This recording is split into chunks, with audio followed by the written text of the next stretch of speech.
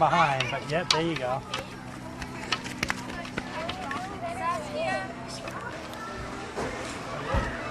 Thing is a cherry. I'll take one of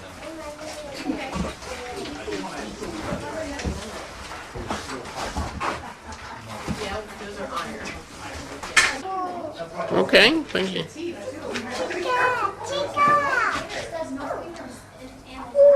What the heck is this thing?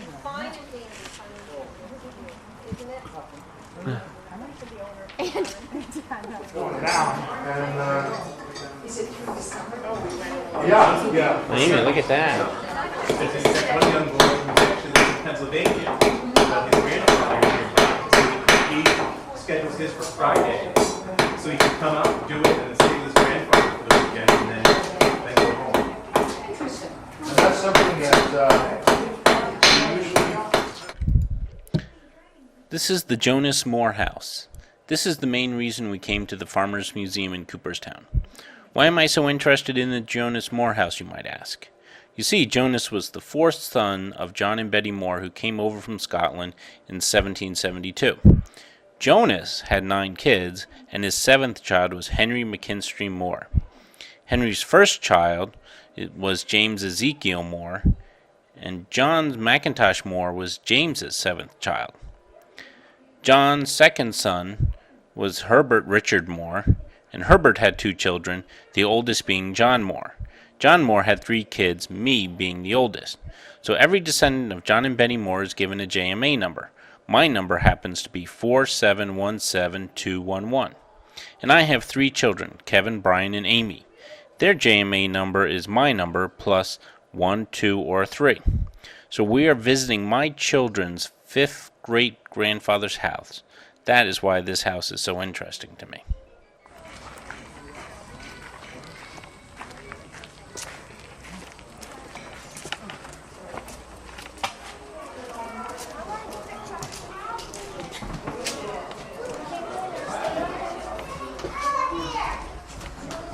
Get me out here.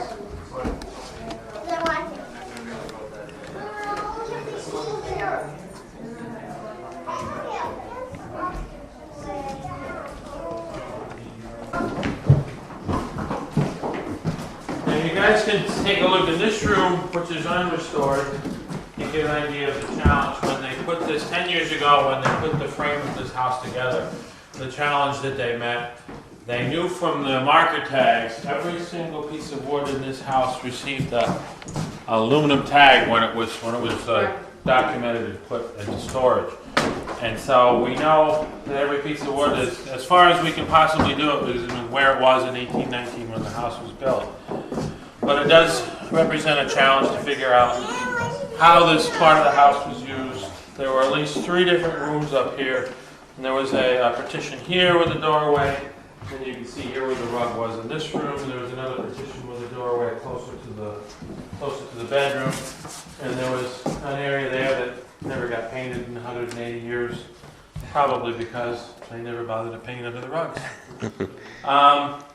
So you can see that this part of the building was not plastered but was paneled. This is the whiteboard and a nice decoration. They restored this. This is the original attic entry area, and there was a later attic stairway, more modern stairway added at some point. And they have all that, and they have documentation of that. But as of now, they're just going to leave it like this so people can see what went on when they reassembled the house on the site. If you have any questions, just ask them. You can see that the house had some close calls with the fire.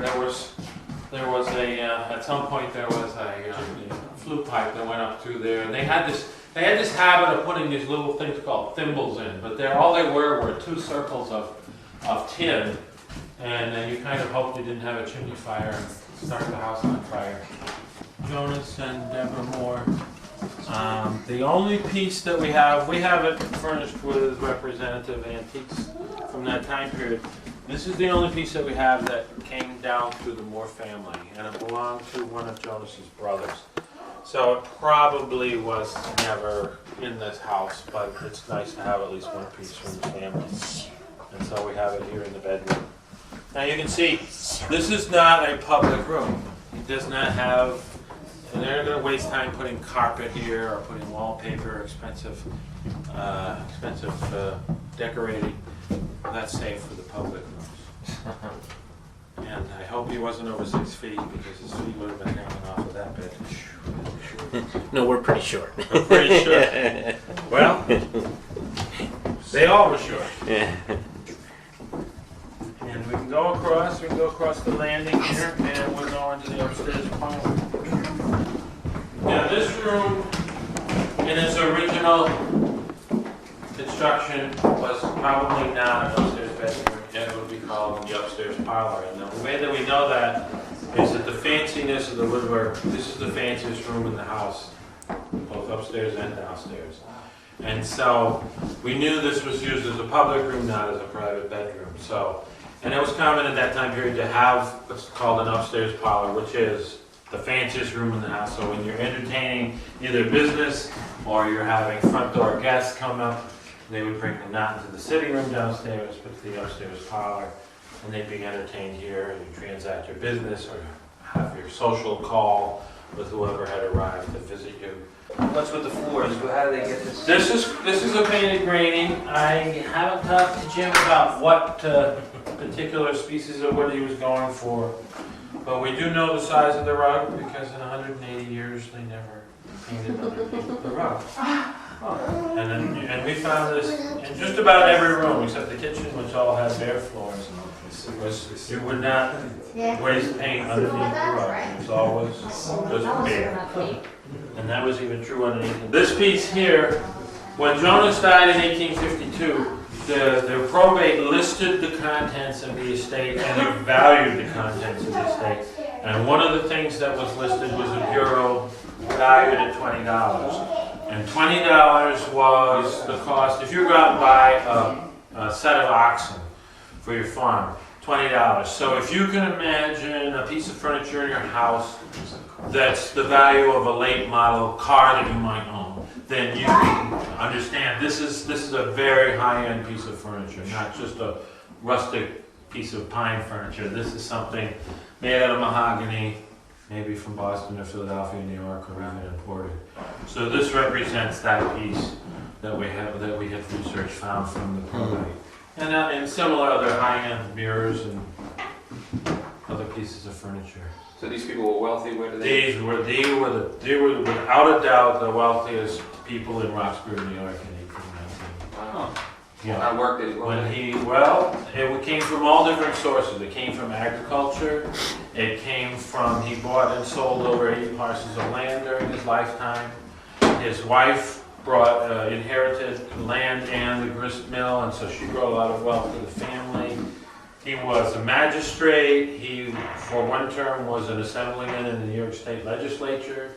He was a founder of the first bank in Delaware County, which was in Delhi. And the list goes on and on. He founded the Masonic Order, which almost certainly would have met in this room in the early years, as it met in his house. Before there was a church building, they met in the Moore's barn. So he was a big frog. He really did it all. If you are interested in learning more about the John Moore Association, visit www.johnmoore.com for history, past and future reunions, and to access the online directory of JMA Cousins.